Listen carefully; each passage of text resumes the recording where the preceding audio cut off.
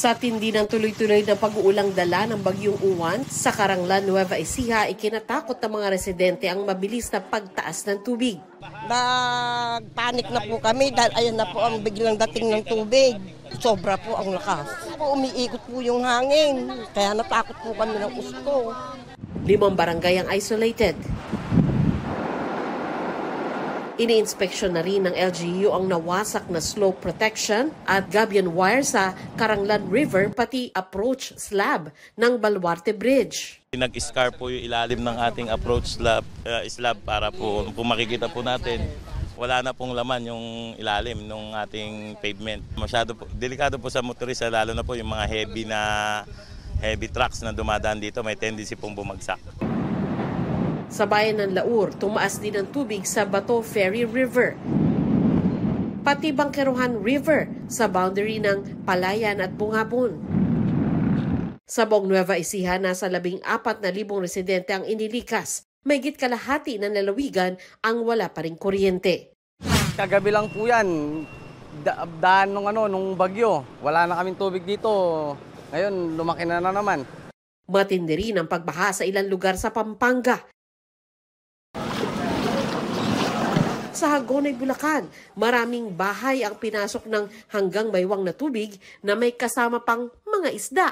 May ilang hindi lumikas. Kinakaya po namin para makasurvive kami dito. Matibay po. Inabot din ng abot bewang na baha ang pabahay ng National Housing Authority sa Giginto. Mahigit 700 taga-Giginto ang inilikas sa iba't ibang evacuation center. Pinasungit ng Bagyong Uwan ang Manila Bay.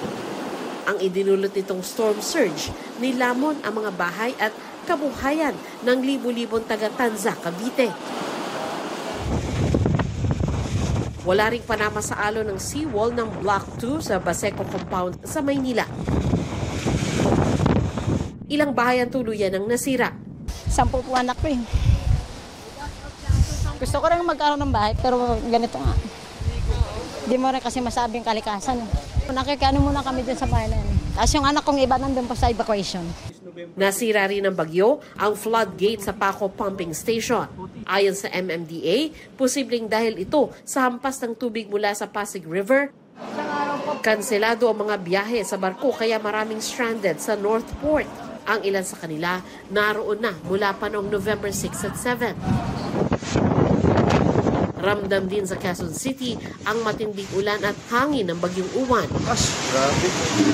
Bumagsak ang isang puno ng kaimito. Hagip nito ang poste ng kuryente at telco kaya nag-brown out sa lugar. Natangay naman ng hangin ang bahagi ng electronic billboard sa Katipunan Avenue. Bumagsak ito sa likurang bumper ng isang sasakyan.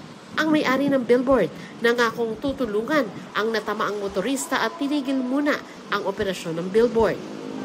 Sa parehong kalsada, may nagkalat na yero.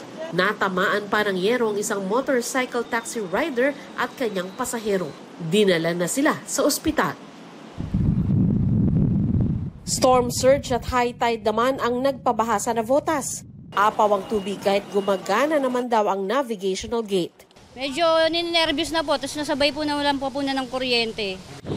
Bumigay ang dike sa Barangay Bagong Bayan South hanggang dibdib ang baha sa maraming bahay. Ito yung lumang dike na mababa, pinatungan nila ng plant box. So yung plant box na yun ay bumigay.